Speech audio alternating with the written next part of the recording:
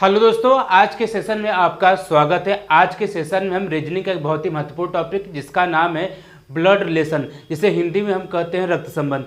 आज के सेशन में हम पूरी तरह से जितने भी प्रकार के रक्त संबंध में सवाल बनते हैं उसको देखेंगे और उसके कॉन्सेप्ट को सीखेंगे कि हम एग्जाम टाइम में उस सवाल को कैसे तेज लगा सकते हैं। तो आइए शुरुआत करते हैं। देखिए, आपको बोर्ड पर एक सवाल दिख रहा होगा, ये दिया है आपका सवाल। देखिएगा, ये नाम से सवाल होता है, ठीक है।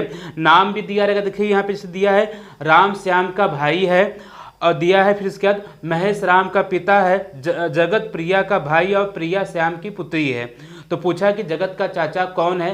देखिए, इस तरह से सवाल दिया जाएगा। इसके अलावा कभी कभी होता है ए बी करके भी आपके सवाल बनते हैं। तो इसके जस्ट बाद एक सवाल और रहेगा, एक परिवार के 6 सदस्य हैं A B C D E F. तो इस तरह से भी सवाल आपको मिलेगा। तो चलिएगा, जो बोर्ड पे पहले जो सवाल दिख रहा है पहले इसकी तरफ बढ़ते हैं। तो देखिए, इसमें दिया है आपका राम श्याम का भाई है। जब भी आपको इस तरह से मिले, राम है श्याम का भाई है, ठीक है, राम श्याम का भाई है, अगर ऐसे मिले तो देखिएगा क्या करना है कि हमें सबसे पहले रक्त संबंध में हमें ट्री बनाना सीखना होगा। ट्री का मतलब है कि उसका जो डायग्राम आप बना लेंगे कि किसका संबंध कैसे होता है, तो उसको हम आसानी से सॉल्व कर सकते हैं। देखिए, जैसे दिया है कि राम श्याम का भाई है। किसका भाई है? श्याम का भाई है। जब भी भाई दिया जाए तो आपको करना क्या है कि देखिए इस तरह से बनाएंगे। एक जनरेशन के रहेंगे तो इनमें के बीच में एक सिंगल सा लाइन, फिर यहाँ पे राम लिखेंगे या जो भी आपका नाम रहेगा। तो इसका मतलब होता है ये क्या है, एक दूसरे के भाई हैं। अगर बहन आएगा तो इसी के आगे एक ही जनरेशन के रहेंगे। तो उसी तरह हम बनाते हुए आगे बढ़ेंगे। इसके बाद यह है कि महेश है, राम का पिता है। राम का पिता कौन है? महेश है। तो महेश को हम ऊपर रखेंगे क्योंकि इनका जो कह सकते हैं कि जो रिस्पेक्ट होता है बेटों की तुलना में माता पिता का रिस्पेक्ट ज़्यादा होता है। तो हम ट्री को क्या करेंगे, इस तरह से बनाएंगे। जब भी हमें पिता बनाना होगा तो हम क्या करेंगे, ऊपर लिखेंगे क्योंकि इनका जनरेशन का गैप होना चाहिए। इसके बाद दिया है जगत प्रिया का भाई है और प्रिया श्याम की पुत्री है। दिया है ना कि प्रिया किसकी पुत्री है, किसकी पुत्री है? प्रिया श्याम की पुत्री है। तो पुत्री के लिए हम ऐसे बनाएंगे। देखिए, वापस ये पिता बना, ठीक है। अब पुत्री या पुत्र के लिए हमेशा जनरेशन गैप होता है, तो हम इस तरह से बनाएंगे। इसके बाद दिया है कि जगत प्रिया का भाई है। जगत जो है किसका भाई है? प्रिया का भाई। तो जगत को यहाँ पे बनाएंगे क्योंकि ये एक जनरेशन के हो गए, तो इसका ट्री इस तरह से बनाते हैं, ठीक है। इसके बाद पूछा कि जगत का चाचा कौन है। तो जगत का चाचा कौन रहेगा, ठीक है। देखिए, ये श्याम के जो भाई होते हैं उन्हीं को, मतलब कि जो पिता के जो भाई होते हैं वही हमारे चाचा लगते हैं या बड़े पापा। लेकिन यहाँ पे कभी एज का मतलब डिफरेंस नहीं देगा। जब भी देगा आपको इस तरह से सवाल दिया जाएगा, पूछेगा चाचा कौन है, ताऊ कौन है, इस तरह से। तो हम बताएंगे जगत का चाचा कौन है। जगत का चाचा कौन है? यहाँ पे राम है। तो इसका राइट आंसर क्या हो जाएगा? राम हो जाएगा, ठीक है। तो ये तो रहा एक आपका बेसिक सवाल है जो कि नाम पर आधारित है कि इसका जेंडर डिसाइड होता है कि अगर हम इंडियन है, इंडियन के हिसाब से अगर जगत आ गया, राम आ गया, श्याम, महेश, ये क्या होते हैं आपके पुल्लिंग होते हैं। और जो प्रिया या लड़की का जो नाम होता है उससे हम निकाल सकते हैं कि इनका जेंडर पुल्लिंग है कि स्त्रीलिंग है, ठीक है। तो ये तो सवाल समझ में आ गया है। तो चलिएगा, अगर कुछ भी जो अभी कॉन्सेप्ट अभी थोड़े से और रह गए हैं तो जो अगला सवाल आपको यहाँ पे बोर्ड पे दिख रहा होगा उससे आपको पूरा क्लियर हो जाएगा कैसे उस सवाल को हम लगाते हैं जब आपका नाम के अलावा कभी अल्फ़ाबेट आ जाए तब। तो चलिएगा, देखिए इस सवाल को हम इरेज कर रहे हैं और जो आपको अगला सवाल यहाँ पे दिख रहा होगा तो उस सवाल को पढ़िए और सीखिए कि ये कैसे सवाल लगेगा आपका।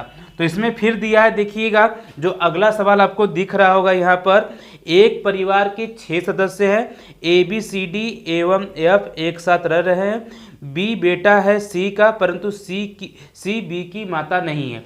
तो एक एक करके सीखेंगे। देखिए, जब जनरेशन गैप होता है तो हम जो पिता है माता है वो ऊपर रहेंगे, बेटे क्या रहेंगे? नीचे रहेंगे। यहाँ दिया है बी बेटा है सी का, तो जो बेटा रहेगा वो कहाँ पे रहेगा? नीचे रहेगा। इस तरह से हम ट्री बनाएंगे। तो बी बेटा है सी का। इसके बाद दिया है परंतु सी बी की माता नहीं है। परंतु जो सी है बी की माता नहीं है। देखिए, बेटा आ गया। जब आपको मेल के लिए पूछा जाए तो मेल के लिए हमेशा प्लस का साइन लगाएंगे। जब आपको फीमेल के लिए पूछा जाए मतलब महिला के लिए हमेशा ऋण का चिन्ह का इस्तेमाल करते हैं, माइनस साइन का। तो बेटा के लिए जब होता है तो बेटा पुल्लिंग है या मेल है तो प्लस। अब ये क्या कह रहा है कि जो बी है, जो है सी है, बी की माता नहीं, माता नहीं तो पिता है, तो पिता के लिए हमेशा क्या लगाएंगे, प्लस का साइन। जो भी मेल मिलेंगे तो उनके लिए प्लस, और फीमेल के लिए क्या होता है, माइनस होता है। इसके बाद दिया है ए और सी शादीशुदा है। देखिए जब भी शादीशुदा की बात किया जाए तो इस तरह से आप बनाएंगे, उनके बीच में बराबर का चिन्ह होता है। शादीशुदा के लिए जो जोड़ा होते हैं, पति पत्नी होते हैं, उनके लिए बराबर का साइन लगाते हैं, ठीक है। अब देखिए इसमें भी एक पति और एक पत्नी होते हैं, तो ये जो प्लस हो गया, पुरुष हो गया, तो ये दूसरी जो ए रहेगी वो क्या हो जाएगी, महिला हो जाएगी, ठीक है। यहाँ तक का कॉन्सेप्ट समझ में आया है। इसके बाद दिया है ई भाई है सी का। जो ई है किसका भाई है, सी का भाई है, तो ई को हम यहाँ पे बना देंगे, क्योंकि एक ही जनरेशन के रहेंगे, जैसे पिछले सवाल में बताए थे वो एक साथ रहेंगे। जब जनरेशन गैप रहेगा तो इस तरह से ट्री बनाएंगे। तो भाई किसका है, ई भाई है सी का, तो भाई के लिए प्लस हो जाए क्योंकि ये मेल है, ठीक है। इसके बाद दिया है डी बेटी है ए की। जो डी है ए की बेटी है, ए की बेटी के लिए यहाँ पे बना देंगे। अब बेटी के लिए माइनस का साइन है, मतलब जब ये आपस में पति पत्नी हो गए, ठीक है, जब ये आपस में क्या हो गए, पति पत्नी हो गए, तो जो ए का बेटा या बेटी होगा वही सी का भी बेटा या बेटी होगा, तो मतलब ये दोनों क्या रहेंगे, आपस में भाई बहन हो जाएंगे। इसके बाद दिया है यफ भाई है बी का। यफ है भाई है बी का, तो यफ क्या हो गया, भाई हो गया। अब जब भाई है तो एक जनरेशन में बनेगा, ठीक है। आया समझ में कि नहीं। तब अब यहाँ पे पूछा है कि अब देखिए इस पे कई सारे सवाल बनते हैं आपके, तो इस सवाल को अभी हम देखेंगे। देखिए अगर कभी आपको मिलेगा एक कॉन्सेप्ट और चीज़ें सीख लीजिएगा। अगर हमें दादाजी को दिखाना होता है, दादाजी हो गए, ठीक है, या क्या कहते हैं दादी जी हो गए, तो उनके लिए क्या होगा आपका, तो देखिएगा इस तरह से डायग्राम बनेगा। जैसे कि हम सपोज करते हैं कि सी है, सी का पिता ए हो गया, पिता के पिता को ही हम क्या कहते हैं, दादाजी कहते हैं। तो हम इस तरह से मतलब जितने भी पिताजी या दादाजी का जनरेशन गैप होता है उस तरह से हम और भी ऊपर बनाते रहेंगे। तो ये क्या हो गए, दादाजी हो गए। अगर नाना नानी दिखाना हो तो हम क्या करेंगे, इनको महिला दिखा देंगे, तो इनके जो माता जी की जो मम्मी और पापा होते हैं वही हमारे क्या लगेंगे, नाना और नानी लगते हैं, ठीक है। और इसमें भी और भी चीज़ें होती है, जैसे पैटर्नल होता है, ठीक है। अगर आपको कहीं इस तरह से आ जाए कि पैटर्नल, ठीक है, पैटर्नल और एक आता है आपका मैटरनल।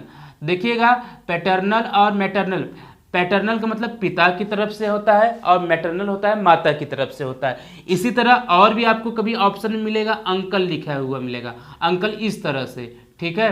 तो अंकल का मतलब आपका क्या क्या होता है ये सीख लीजिएगा। अंकल का मतलब आप जानते हैं एक चाचा होता है, ठीक है, मौसा हो जाएगा, ठीक। इसके अलावा आपका क्या हो जाएगा, मामा हो जाएगा, ठीक है, और फूफा हो जाएंगे, क्या हो जाएंगे, फूफा।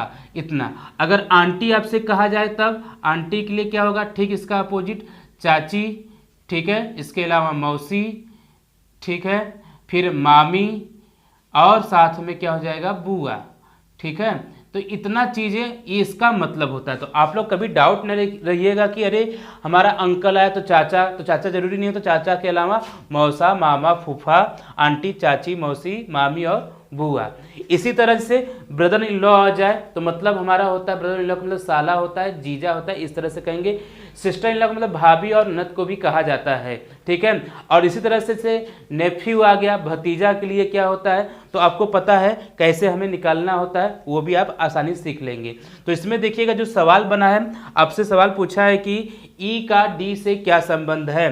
तो इसमें जो सवाल पूछा गया, जो हम आते हैं सवाल पर, तो पहला सवाल आपसे पूछा है यहाँ पर ई का डी से क्या संबंध है।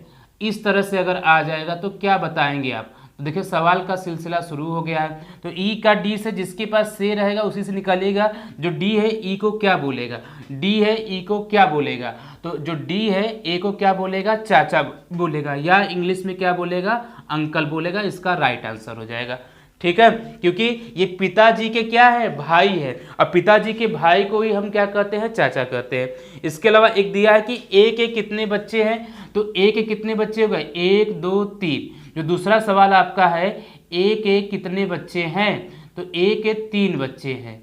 कितने बच्चे हैं, तो हम इसका आंसर लिखेंगे यहाँ पर 3 बच्चे हैं।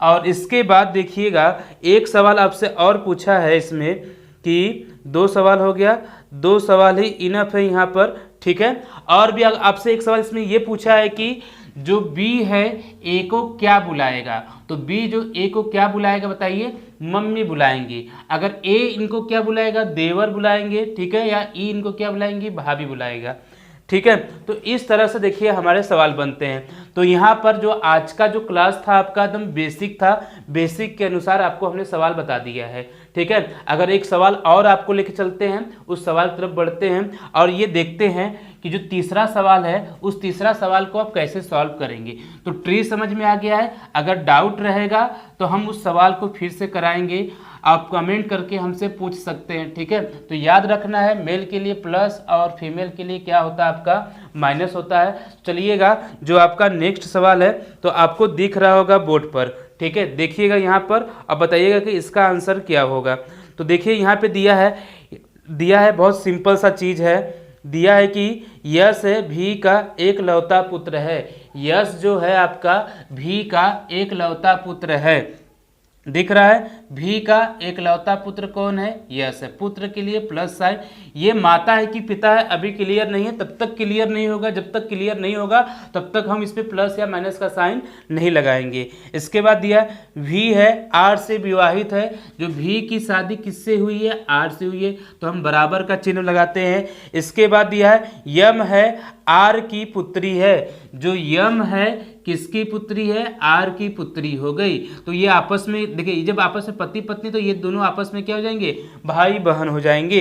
इसके बाद दिया है आर ए की दादी है, आर जो है ए की दादी है, मतलब इनका जो लड़का रहेगा, ठीक है, उन्हीं की ये क्या लगेंगी, आर दादी लगेंगी, क्योंकि पिताजी की जो मम्मी होती है वही क्या होती है, दादी होती हैं।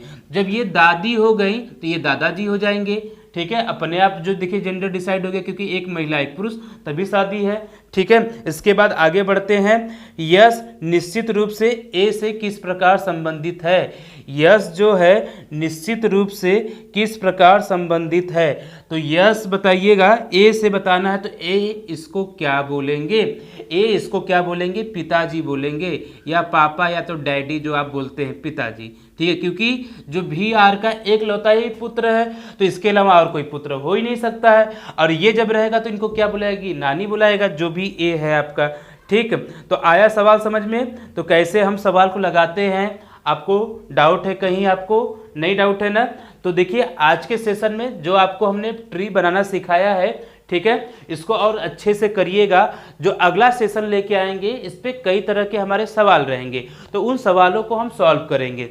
तो आज के लिए बस इतना ही। यदि वीडियो अच्छा लगा तो शेयर जरूर करिएगा और साथ में देखिए सब्सक्राइब कर लीजिए, ताकि आपको जो अगला जो वीडियो हम प्रोवाइड करेंगे, ठीक है, जो अगला सेशन प्रोवाइड करेंगे उसका नोटिफिकेशन आपको मिलता रहे।